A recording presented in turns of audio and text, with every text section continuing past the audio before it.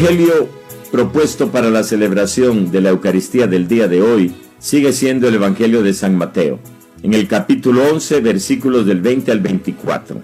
Entonces, después de haber hecho el testimonio maravilloso que hizo Jesús de Juan el Bautista, Jesús comenzó a reprender a los pueblos donde había hecho la mayor parte de sus milagros, porque no se habían vuelto a Dios.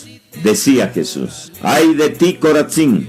¡Ay de ti, Betsaida! Porque si en Tiro y en Sidón se hubieran hecho los milagros que se han hecho entre ustedes, ya hace tiempo que se habrían vuelto a Dios, cubiertos de ropas ásperas y ceniza.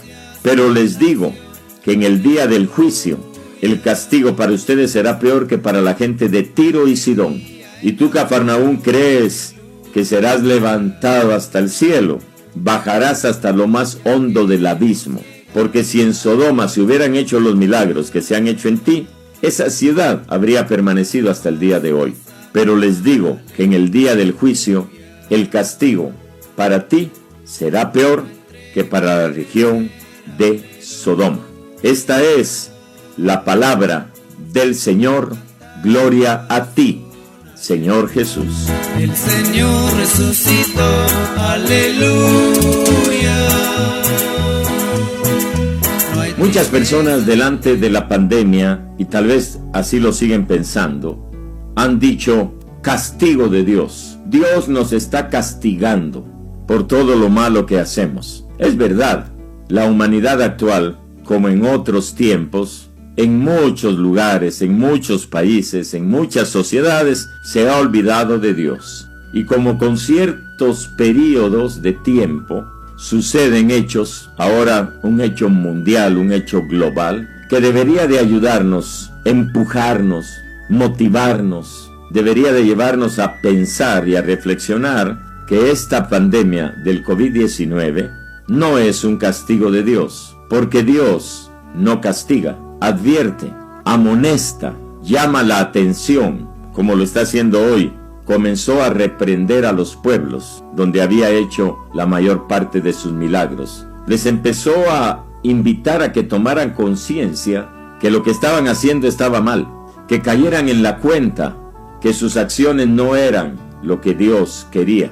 Si de esta pandemia nosotros saliéramos con un ánimo más vivo de sentirnos corresponsables, con una decisión de ser solidarios entre nosotros, la pandemia, en medio de los daños que nos está causando, de los efectos negativos que está produciendo, nos ayudará a volver a Dios. Hay quienes, repito, dicen y lo siguen diciendo: castigo de Dios. No, no es castigo de Dios. Dios no castiga, Dios llama la atención, Dios advierte. Y para eso, en toda la historia de la relación de la humanidad con Dios, desde que Dios hizo a la humanidad, y los primeros relatos del Génesis nos narran el pecado en los orígenes, hasta luego en el momento histórico en el que Dios se manifiesta en la historia a Abraham, desde ahí hasta ahora, pasando por nuestro Señor Jesucristo, la humanidad, hombres, mujeres de todos los tiempos, del siglo III, del siglo VIII, del siglo XIV, del siglo XX, nosotros ahora del siglo XXI, tenemos y hemos tenido la capacidad de interpretar lo que nos pasa a la luz de la voluntad de Dios y descubrir qué es lo que Dios nos está pidiendo que hagamos. Dios respeta la libertad humana. Dios no nos ha hecho sus títeres. Nosotros no somos los muñequitos con los cuales Dios juega, como que si fuéramos marionetas. No, somos libres. Todo eso lo que pone en evidencia es que somos frágiles, que somos realmente débiles, que no somos los superdioses que creemos que somos. Si nosotros realmente estuviéramos atentos para descubrir el llamado que Dios nos está haciendo a través de esta pandemia, que tratemos de descubrir el sentido de esta pandemia. No es voluntad de Dios, no, porque Dios quiere que seamos felices, con la felicidad verdadera, no con la falsa felicidad que da el pecado, los 7 pecados capitales. Tenemos que sacar provecho de lo que estamos viviendo en el marco de lo que hoy el Evangelio nos dice. Si te hubieras vuelto a Dios. El Señor había hecho milagros y la gente no creía, ni siquiera en el lugar donde él vivía. Tú, Cafarnaúm, le dice. Ahí vivía Jesús. La gente lo conocía. Él iba, venía, regresaba. Tú piensas, crees que vas a ser levantado hasta el cielo. No, no, no, no. Vas a bajar hasta lo más hondo del abismo. La creencia judía de cómo estaba dividido el mundo. En el cielo Dios, en la tierra los seres humanos, seres vivientes, y abajo lo que se llamaba el Sheol, el lugar de la muerte, el lugar de las sombras, el lugar donde los muertos esperaban que viniera el liberador para abrirle las puertas y subirlos hasta el cielo. Esa era la mentalidad judía.